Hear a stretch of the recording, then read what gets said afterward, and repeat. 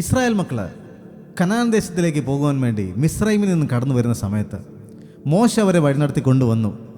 എന്നാൽ അവരുടെ മുമ്പിൽ വലിയൊരു തടസ്സം, ചെങ്കടൽ മുമ്പിലുണ്ട്. എന്ത് ചെയ്യാൻ കഴിയും? പലരും പിറുപിറുത്തു. ആദ്യം എല്ലാവരും അവിശ്വസിച്ചു. എന്നാൽ മോശ ധൈര്യമായിട്ട് നിന്നു. കാരണം മോശയ്ക്കറിയാമായിരുന്നു, വിളിച്ച ദൈവം വിശ്വസ്തൻ. ദൈവം വിളിച്ചിറക്കിയിട്ടുണ്ടെങ്കിൽ ഈ കനാൻ ദേശം വരെ കൊണ്ടുപോകുവാൻ ദൈവത്തിന് കഴിയും എന്നൊരു ഉറച്ച വിശ്വാസം മോശയ്ക്കുണ്ടായിരുന്നു. അവിടെ നടന്ന സംഭവം എന്താണെന്ന് നമുക്കറിയാം. പുറപ്പാട് പുസ്തകം 14-ാം അധ്യായത്തിൻ്റെ 21-22 വാക്യങ്ങൾ വായിക്കുമ്പോൾ, മോശ കടലിൻ്റെ മേൽ കൈനീട്ടി. യഹോവ അന്ന് രാത്രി മുഴുവനും മഹാശക്തിയുള്ള ഒരു കിഴക്കൻ കാറ്റ് അടുപ്പിച്ചു. കടൽ പിൻവാങ്ങി ഉണങ്ങിയ നിലമായി തീർന്നു. അങ്ങനെ വെള്ളം വിഭാഗിക്കപ്പെട്ടു.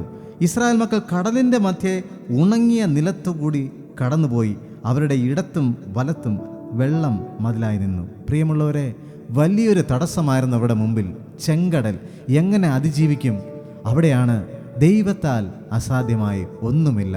നമ്മുടെ ജീവിതത്തിൽ ഒരുപാട് പ്രശ്നങ്ങൾ ഇന്ന് നമ്മുടെ മുമ്പിൽ നമ്മളെ വിഴുങ്ങിക്കളയുവാൻ, നമ്മളെ മുക്കിക്കളയുവാൻ നിൽക്കുന്നുണ്ടെങ്കിൽ ഇന്ന് നമ്മൾ വിശ്വസിക്കേണ്ട ഒരു കാര്യമാണ്, എൻ്റെ ദൈവത്താൽ അസാധ്യമായി ഒന്നുമില്ല. അതുകൊണ്ട് വിശ്വാസത്തോടെ നമുക്ക് ചേർന്ന് പാടാം. ആ നാമത്താൽ സാധ്യമാണ് എല്ലാം, സകലവും സാധ്യം.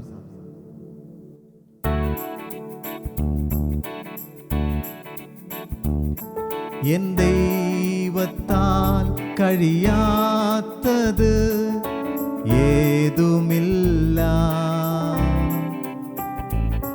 തന്നാമത്താൽ സാധ്യമേ എല്ലാം എല്ലാം.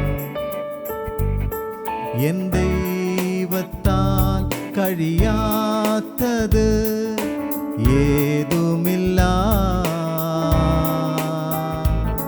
തന്നാമത്താൽ സാധ്യമേ എല്ലാം എല്ലാം. വല്ലഭൻ ചൊല്ലില്ലെല്ലാമാകും, ഇല്ല വേറില്ല നാമം. വന്മതിൽ പോലുള്ള ദുഃഖവും വൻകരത്താൽ നീങ്ങിടും. നേരിൻ്റെ വഴിയിൽ നടന്നാൽ നന്മകൾ ദിനവും നൽകുമേ. വിശ്വസ്തൻ നീതിമാൻ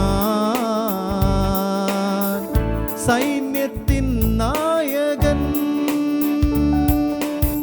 അതുകൊണ്ട് ധൈര്യമായിരിക്കുക, ദൈവത്താൽ അസാധ്യമായി ഒന്നുമില്ല.